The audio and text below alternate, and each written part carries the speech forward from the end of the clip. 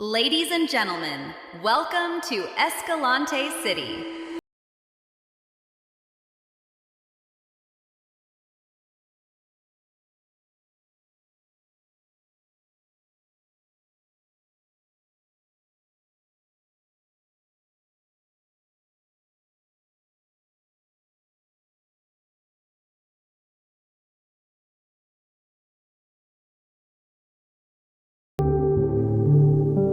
Hello everyone, I'm Ejipman rolling piano. Today, I will talk about the history of Escalante City. Introduction. Originally, the town was known as Manlambos, a Visayan term, meaning to strike with a club because its coastal waters were then teeming with fishes that catching them could simply be done by using a club or lambos. It is believed that Escalante was inhabited since 1184 artifacts unearthed by Suleiman University Anthropological in 1975 and 76. It was created a municipality on November 28, 1856 on orders of Gobernador Manuel Crispo with Nueva Sevilla, now old Poblacion, as the seat of government. In 1860, Fr. Cipriano Navarro, the first Spanish missionary assigned to the place, renamed it to Escalante after his hometown in Spain. Escalante was then a very big town with population bigger than that of Bacolod until 1939. However, Tubuso, one of the biggest barangays of the town, was separated from it 1948 to be a municipality by virtue of Executive Order number 141 by President Elpidio Quirino, decreasing its area and population. The seat of the municipal government was transferred from Barangay Old Poblacion to Barangay Balintawak per Executive Order 301, date May 30 in 1958 by President Carlos P. Garcia.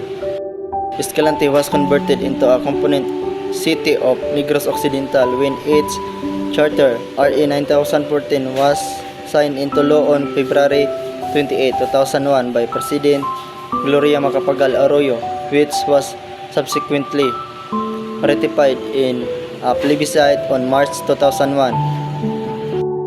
Escalante City's history shows the strength and unity of its people, from its humble beginnings to its growth as a city. And through events like the Escalante Massacre, it has become a symbol of resilience and progress. Today, it continues to honor its past while building a better future.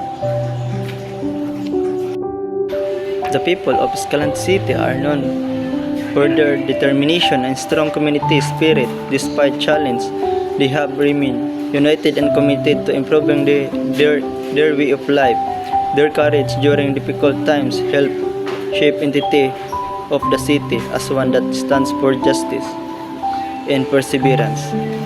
In terms of development, Escalante has grown from a quiet town into a thriving city in Negros Occidental. Agriculture, especially sugarcane farming, plays an important role in its economy, while fishing also supports many families living near the coast over the years.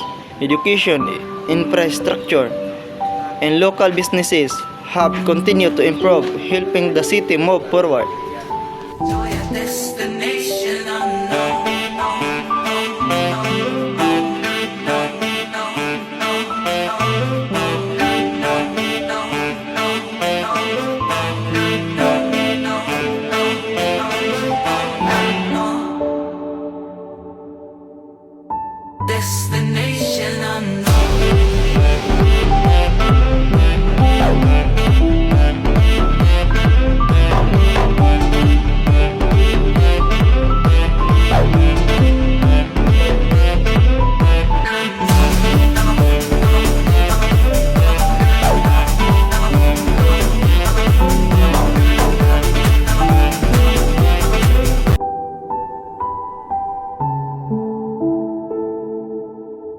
The end of the history of Escalante City, a city that has overcome challenge and continues to grow with hope and unity.